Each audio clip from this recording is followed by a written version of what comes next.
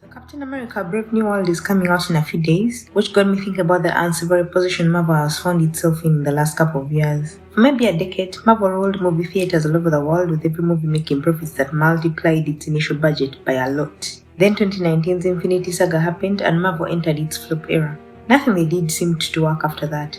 From Black Widow to Ant-Man to the Marvels, everything they've done so far has not performed well. The only exception being last year's Deadpool that earned $1 billion at the box office, something Marvel was consistently able to achieve with almost every movie until 2020. We can't properly judge their 2020 releases because we all know what happened that year, but things haven't picked up for the House of Mouse-owned Marvel movies. I personally think things might change this year. Marvel has a good roster, first with Captain America, then Thunderbolts, which will be closing off Phase 5, while Fantastic Four First Steps coming in July will start Phase 6, and that will be the last movie they release this year.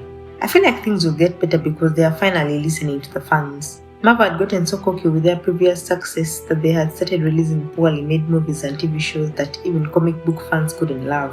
They are releasing 4 movies and 4 TV shows a year at some point, which is great content that I personally loved because I had to get withdrawal from waiting too long for the next project. But it's just not enough time to make things tight. Those who watched Eternals can testify. That movie was, forgive me for saying this because I'm sure they worked really hard at it, but it was poorly written. I watched it and couldn't understand what its point was, and I have read some Marvel comics. A lot of movies have unknown characters, but they are better written to help the audience form a connection with the characters so they can care about their story. Marvel didn't care about this when doing Eternals.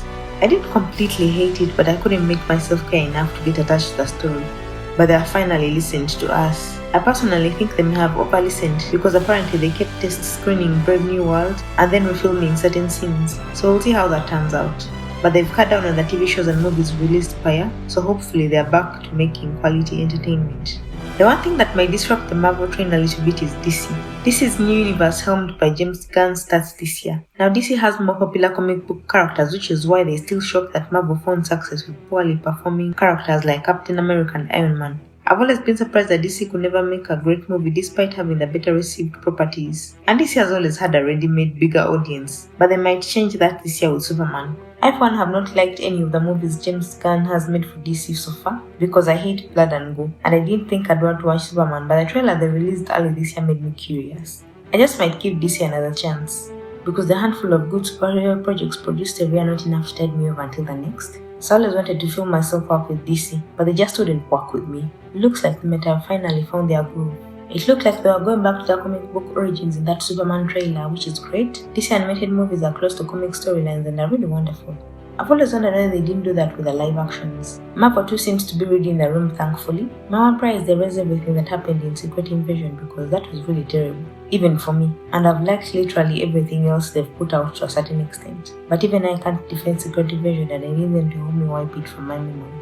So hopefully, 2025 will not only be a Marvel, but also a DC year, which will be an awesome win for us fans. Thanks for watching. Don't forget to like, share and subscribe.